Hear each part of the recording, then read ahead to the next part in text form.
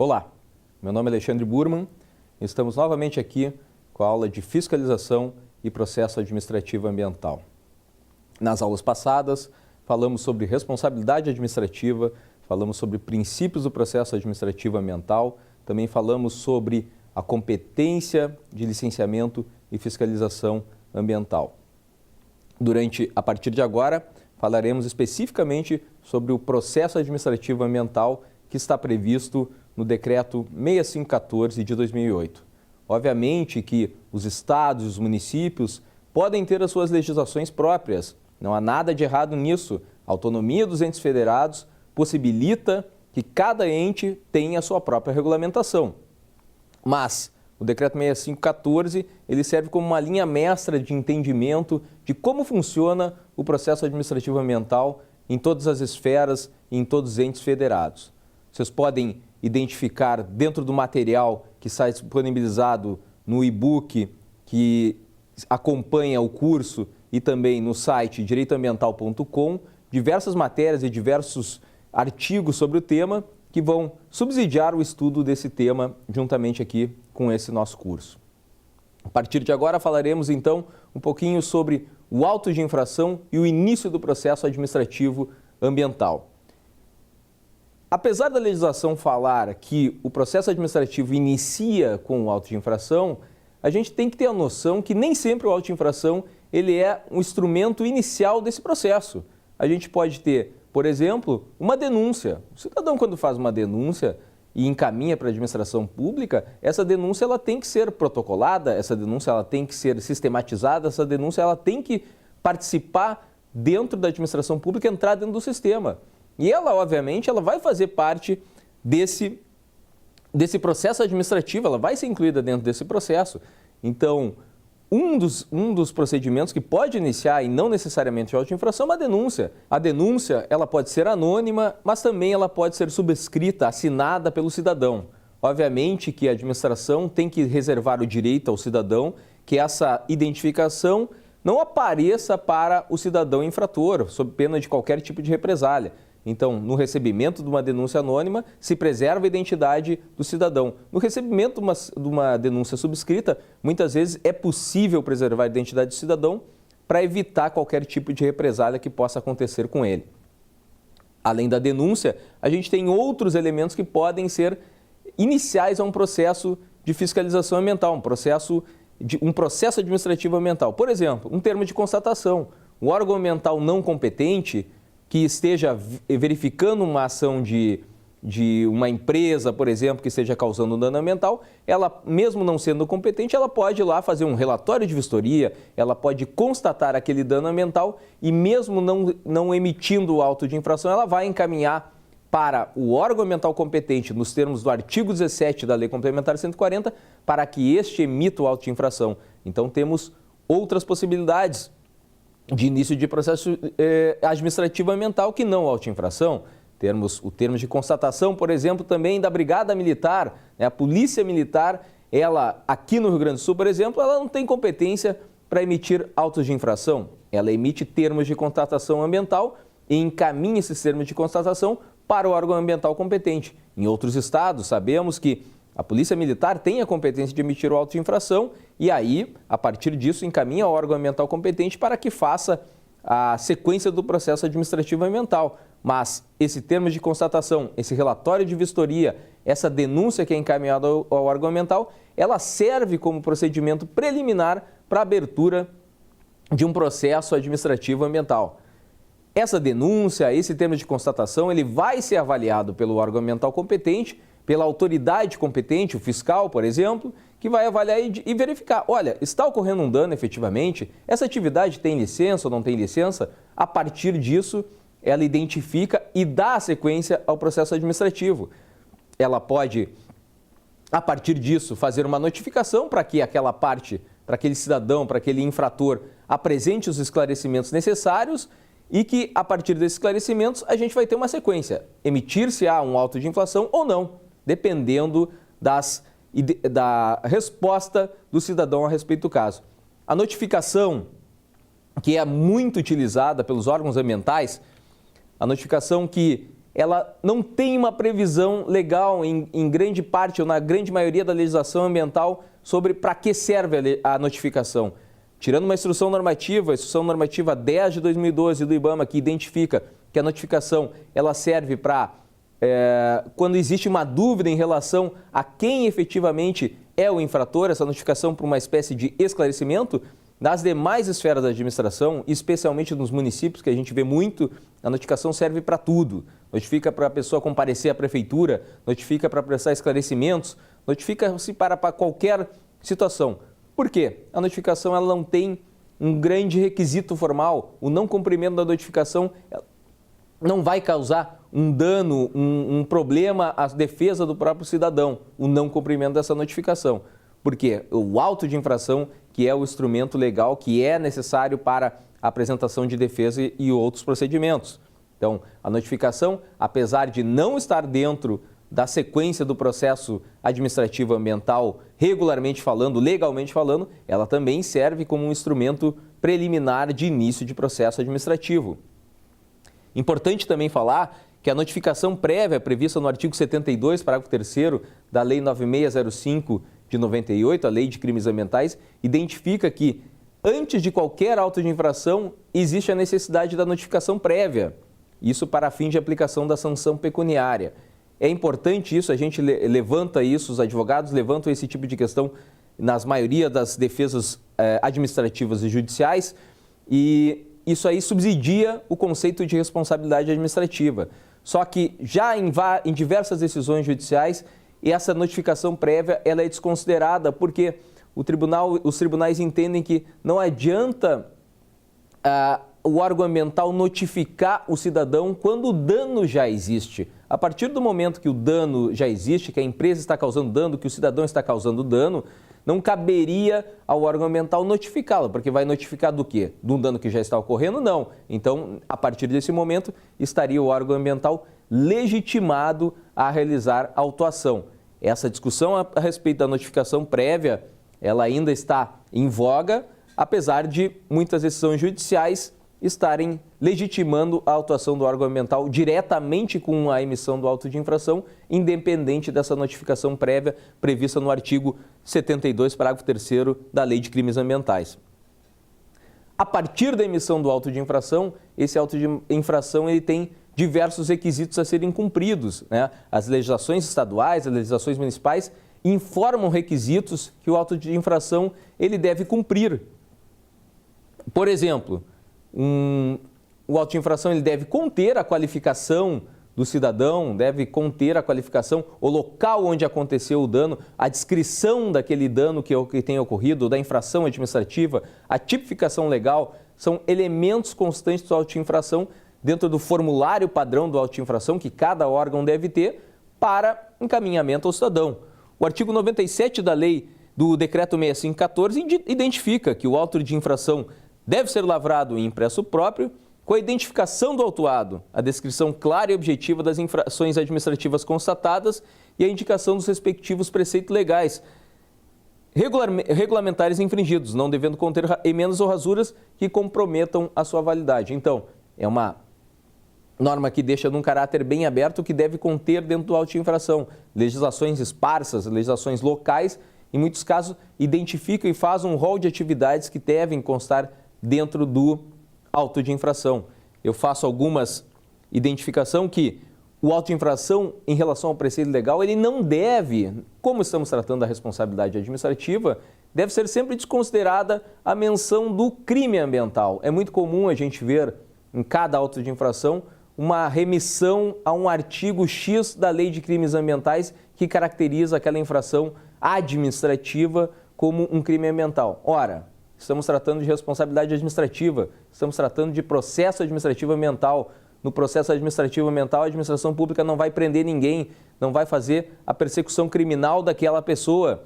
Isso faz parte do processo judicial, lá junto ao Ministério Público, junto ao juiz, dentro das varas criminais. Aqui estamos tratando da responsabilidade administrativa e a única menção que eventualmente pode ser feita a respeito da Lei de Crimes Ambientais é o artigo 70. O artigo 70 aqui caracteriza a infração administrativa ambiental. No mais, se faz a remissão com os demais decretos, com o decreto 6514, que identifica especificamente cada infração administrativa ambiental.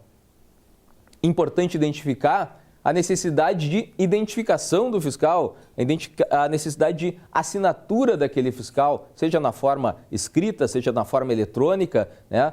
Não é incomum a gente verificar auto de infração não assinado. Já peguei auto de infração que não tinha assinatura de ninguém. E como é que você vai dar sequência a um processo administrativo com auto de infração que não sabe nem quem assinou? É importante verificar o advogado que está dando uma consultoria para uma empresa que está sendo autuada por uma infração administrativa ambiental. Importante verificar quem está autuando.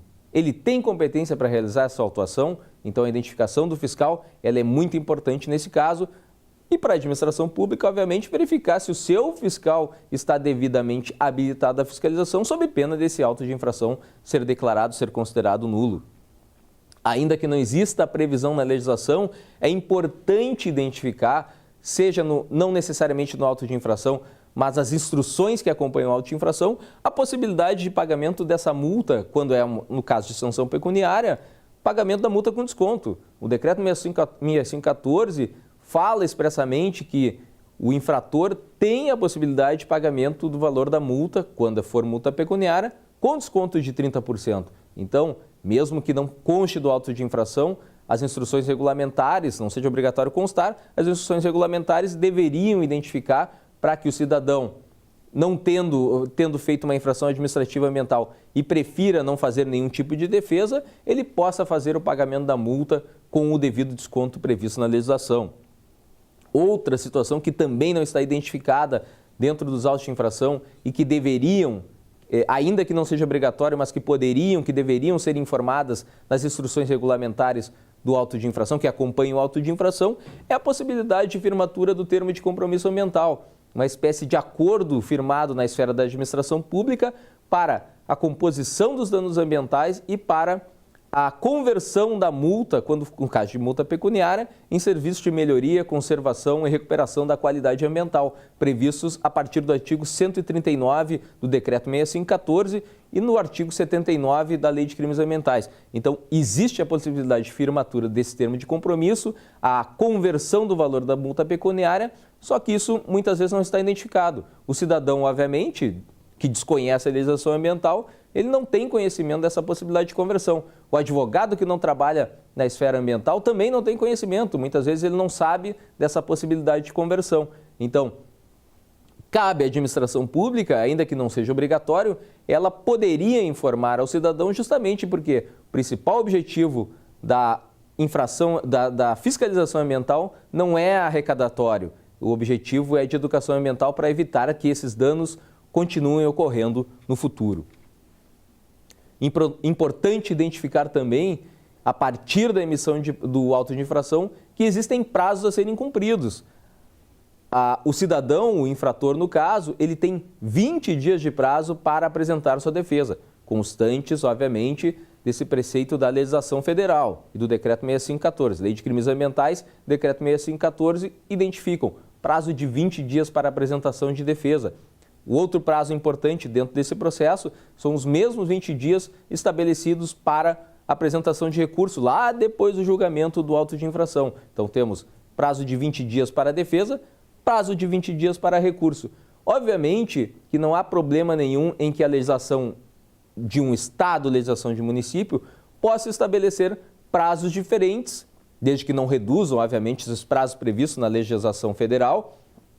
Por exemplo, é o caso do município de Porto Alegre, que dentro do seu processo administrativo estabeleceu um prazo maior para a apresentação de defesa. E não há nenhuma irregularidade nisso. Estabelecendo o prazo de 30 dias para a apresentação de defesa, ela, dentro da sua autonomia federativa de regular o seu procedimento administrativo, estabeleceu um prazo diferente dos 20 dias, não reduzindo o prazo da lei federal, que é uma lei geral que estabelece aquele prazo de 20 dias, não desconsidera a possibilidade da ampla defesa, né, garante a ampla defesa ao cidadão, mas de qualquer forma regula de uma forma específica conforme as características de cada ente federado.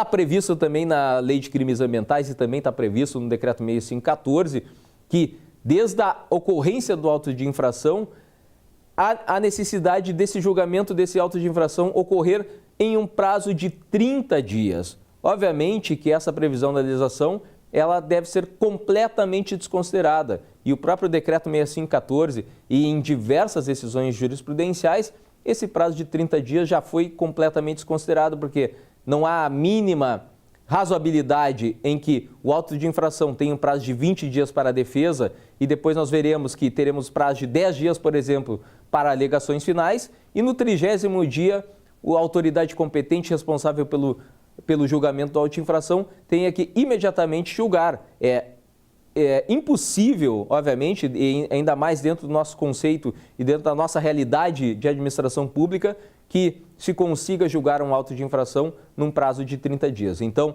esse prazo de 30 dias previsto na lei federal e também previsto no Decreto 6514, já em diversas decisões jurisprudenciais já foram desconsiderados. Então, não acarreta nulidade do procedimento administrativo ambiental o descumprimento do prazo de 30 dias para o julgamento do auto de infração. O auto de infração ele vai ser preenchido com aquelas diversas características e, a partir disso, diversas sanções podem ser estabelecidas conforme previsão da Lei de Crimes Ambientais e Infrações Administrativas e também o Decreto 6514. São elas as sanções previstas na legislação: advertência, multa simples, multa diária, apreensão de bens ou produtos, destruição ou inutilização do produto, suspensão de venda e fabricação do produto, embargo de obra ou atividade, demolição de obra, suspensão parcial ou total de atividades e sanção restritiva de direitos. Essas sanções, elas não têm uma regra linear de sua aplicação. Não precisa, isso já foi discutido em diversas oportunidades na jurisprudência, vocês podem ver diretamente no material que acompanha esse nosso curso, que não há necessidade de primeiro ter uma advertência, uma multa simples, uma sequência e depois a multa diária, e nessa sequência lógica estabelecida dentro do decreto e na Lei de Crimes Ambientais, indicar numa sequência de sanções. Obviamente que a pessoa pode ser advertida e pode ter diretamente o embargo da obra, por exemplo, se está ocorrendo um dano ambiental, uma atividade sem licenciamento ambiental. Dentro dessas sanções é importante identificar que a advertência ela é uma sanção aplicada para as sanções de baixo potencial ofensivo, nos termos da legislação federal, no Decreto 6514, aquelas sanções que são de até R$1.000. O Estado do Rio Grande do Sul, por exemplo, como um procedimento diferenciado dentro aqui de um decreto estadual, que tem uma análise já prevista lá, que a gente já fez diretamente lá no site direitoambiental.com, que vocês podem acessar também. O Estado do Rio Grande do Sul estabeleceu que a advertência ela pode ser aplicada dentro de um valor de até R$3.500. Então, cada ente federado pode estabelecer procedimentos diversos em relação às suas sanções de baixo potencial ofensivo. A advertência ela não é aplicada diretamente pelo fiscal no momento do auto de infração. O fiscal ele vai preencher o auto de infração com todos aqueles requisitos que a gente já viu anteriormente e ele vai indicar o valor da multa. Ele vai indicar o valor da multa e, se esse valor da multa for de R$1.000 ou inferior, a autoridade competente pelo julgamento ela poderá converter o valor da sanção pecuniária em advertência. Veja aqui, importante salientar que a autoridade competente para o julgamento ela pode ser qualquer pessoa dentro que participe da estrutura do órgão ambiental. Ela pode ser um servidor que tenha competência para isso, pode ser o secretário de meio ambiente, pode ser o diretor do departamento de fiscalização, por exemplo, e também pode ser uma junta de julgamento, né? Existem diversas entes federados que estabelecem as juntas de julgamento para fazer a realização dos julgamentos tanto das infrações administrativas ambientais como também dos recursos. Então, essas juntas vão fazer o julgamento, mas a autoridade competente não necessariamente precisa estar constituída de junta, pode ser diretamente na pessoa de um cidadão, de uma pessoa, de um servidor público legitimamente designado para aquela função de julgar os autos de infração. a partir da emissão da auto-infração com aquela sanção estabelecida, né, que é uma sanção, especialmente no caso da multa pecuniária, ela é uma expectativa de multa, a gente tem que ficar bem claro isso. Lá quando a gente falou na primeira aula, que a gente falou dos princípios administrativos, a gente identificou que ninguém pode ser sancionado sem a devida ampla defesa, sem o devido contraditório. Então, a multa que está estabelecida naquele auto de infração, ela é uma expectativa. O cidadão, se não concordar, ele tem a oportunidade, dentro do prazo de 20 dias, de apresentar a sua defesa, dizer por quais motivos que ele não concorda com aquela sanção.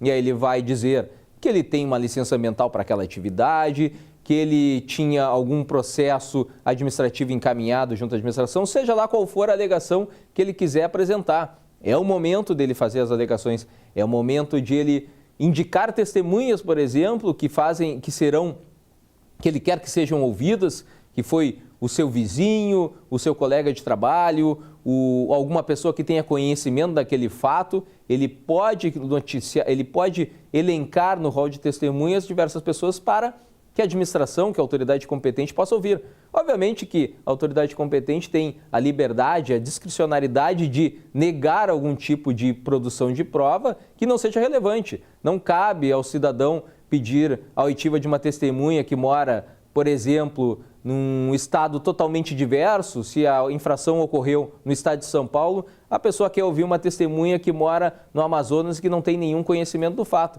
Testemunhas ou processos protelatórios não vão servir dentro do processo administrativo e a autoridade competente, seja a junta de julgamento ou a pessoa, o servidor designado, tem a possibilidade de negar, indeferir a realização de algum tipo de prova, desde, obviamente, devidamente motivada com a devida razoabilidade a partir da identificação do ato administrativo.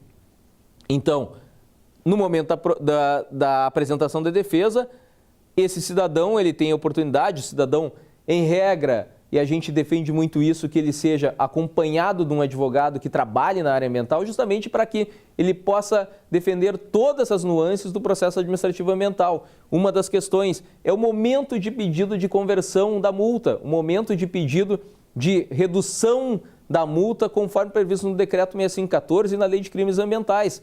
Se não for pedida a conversão do valor da multa e a redução do valor da multa neste momento, pode-se precluir esse momento de apresentação desse pedido. E chega lá no final do momento de julgamento e essa multa poderá não ser convertida pelo cidadão, não poderá ter uma redução conforme previsto na legislação. Então, é o momento de todos os pedidos por parte da defesa, e um dos pedidos é um pedido, obviamente, alternativo. No primeiro momento, a gente vai pedir que aquele auto de infração seja julgado insubsistente, que a defesa seja julgada procedente, mas em caso de que todas as nossas alegações não sejam procedentes, que sejam desconsideradas, a gente pede alternativamente a firmatura de um termo de compromisso ambiental mediante a conversão da multa em serviço de prestação e melhoria da qualidade ambiental. Na sequência, nós teremos a instrução desse processo. Serão ouvidas as testemunhas, se forem pedidas, teremos a avaliação de uma perícia, eventualmente solicitada pelo infrator. É uma instrução processual, como se fosse um processo civil, né? O processo civil, tradicionalmente falando, que temos a petição inicial, temos a contestação e depois temos a fase de produção de provas, a instrução processual. O processo administrativo ambiental não é diferente. Basicamente, é uma reprodução, ainda que de uma forma um pouco mais, um caráter menor, vamos dizer assim, é mais ou menos uma reprodução do processo civil em fase administrativa. Então, existe a instrução e aí durante esse período de instrução serão feitas todas as alegações necessárias. Caso não tenha nenhuma alegação, o processo segue seu curso, encaminhando-se ao julgamento pela autoridade competente. Importante ressaltar, isso é motivo de questionamento judicial e motivo, muitas vezes, de anulação dos processos administrativos, que existe a necessidade de oportunização das alegações finais no prazo de 10 dias, conforme o Decreto 6514. Então, o cidadão, o infrator, tem a oportunidade de apresentar alegações finais, especialmente nos casos em que haja uma instrução processual administrativa consistente, né, onde tem uma produção de provas ou tenha uma manifestação de perícia ou uma oitiva de testemunhas. Obviamente que essas alegações finais elas são importantes para o fechamento do processo. Se uma infração ela tem um menor potencial ofensivo, obviamente que as alegações finais elas não vão ter um grande motivo para serem apresentadas pelo cidadão, pelo infrator, mas a administração pública, para evitar qualquer tipo de problema, ela deve disponibilizar esse prazo para que o cidadão, se quiser ou não, ele possa fazer a manifestação a respeito de suas alegações finais. A partir desse momento, passado todo esse tipo de processo, a autoridade competente, seja ela a junta, seja ela a pessoa designada, ela vai fazer o julgamento do auto de infração. Então, é o momento de que se consolidará o valor da multa pecuniária. Nesse momento, a autoridade competente, a junta designada para tanto, ela vai avaliar o auto de infração emitido pelo fiscal e vai avaliar todos os argumentos de defesa apresentados pelo cidadão infrator.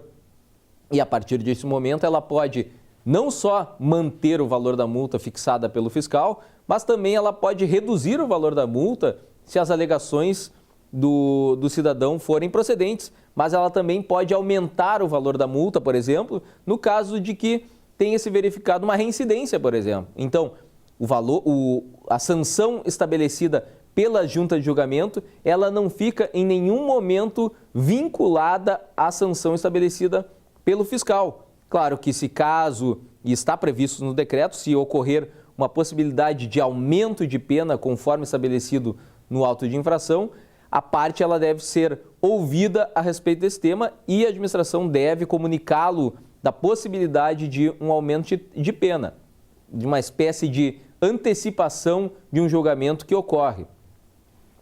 A junta, a pessoa designada, a autoridade competente, ela também, no momento do julgamento de auto-infração, ela tem que se manifestar sobre a possibilidade de conversão do valor da multa em serviços de melhoria, conservação e recuperação da qualidade ambiental. É nesse momento que a autoridade competente diz: aplico a sanção pecuniária e possibilito e decido, converto o valor da multa em serviço de melhoria e conservação, devendo-se firmar o termo de compromisso ambiental competente para tanto. Então, é nesse momento do julgamento que a autoridade competente vai dizer que o pedido da parte foi atendido e a conversão da multa vai ser realizada.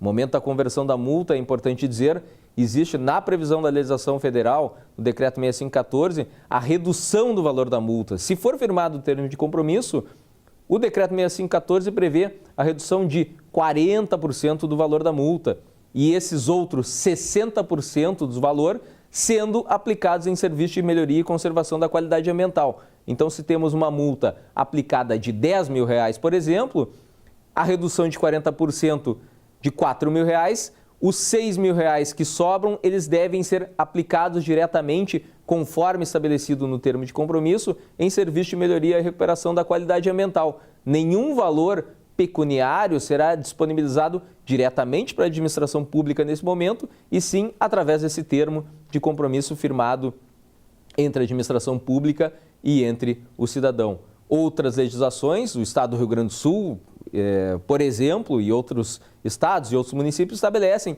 a necessidade de pagamento de parte desse valor em espécie, em valor pecuniário. O Estado do Rio Grande do Sul, por exemplo, estabelece um desconto de até 90%, sendo esses 90% o serviço de conservação que tem que estar embutido dentro desse valor de 90%, mas 10% desse valor eles devem ser pagos diretamente à administração pública através de boleto bancário para a quitação desse valor pecuniário.